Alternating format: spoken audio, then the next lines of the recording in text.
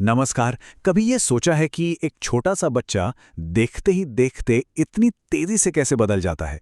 ये जो सफर है ना, इसमें सिर्फ उसका आकार ही नहीं बदलता, बल्कि और भी बहुत कुछ बदलता है। तो चलिए आज इसी को थोड़ा और करीब से समझते हैं। ये जो बदलाव है, ये किसी जादू से कम तो नहीं लगता है ना? सोचिए, एक छोटा सा बच्चा जो बस लेटा रहता है, वो अचानक चलने फिरने लगता है, बातें करने लगता है। पर इस जादू के पीछे का विज्ञान क्या है? मतलब असल में वो कौन सी प्रक्रियाएं हैं जो यहाँ काम कर रही हैं? देखिए, ये जो पूरा सफर है ना, ये चार अलग अलग लेकिन हाँ एक दूसरे से जुड़े हुए बदलावों से मिलकर बनता है। तो आइए एक एक करके इन चारों को जानते हैं।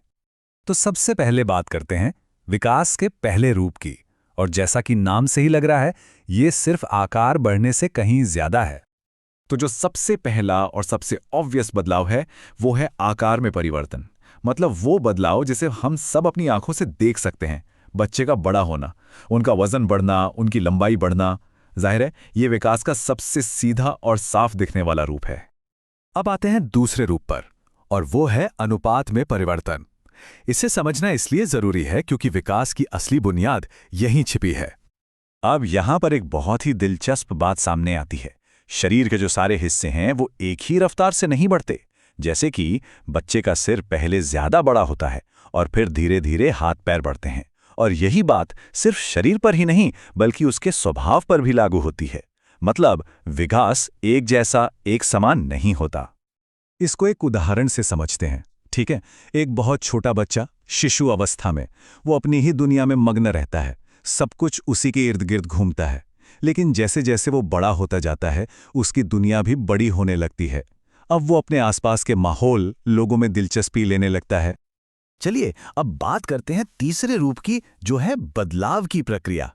यानी कैसे पुरानी चीजें जाती हैं और नई चीजें उनकी जगह लेती हैं। ये तो एक तरह से प्रकृति का नियम ही है ना, कि कुछ भी नया आने के लिए पुरानी चीजों को जगह खाली करनी पड़ती है। विकास में भी बिल्कुल यही होता है। नई नई क्षमताएं तभी आती हैं जब वो पुरानी शुरुआती आदतें पीछे छूट जाती हैं।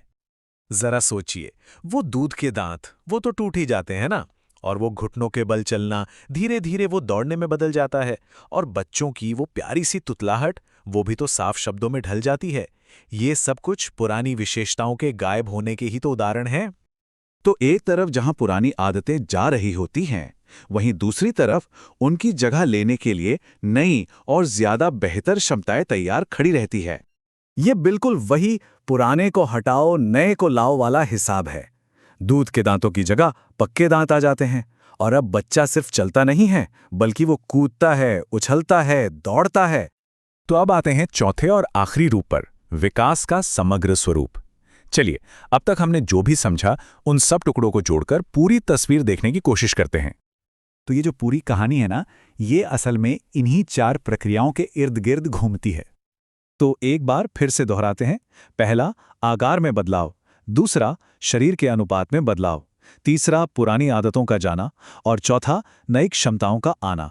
यही है विकास के वो चार स्तंभ जो एक नन्हे से शिशु को एक बच्चे में बदल देते हैं। तो यहां सबसे बड़ी बात समझने वाली ये है कि बदलाव की ये जो प्रक्रियाएं हैं, ये बचपन पर ही खत्म नहीं हो जाती।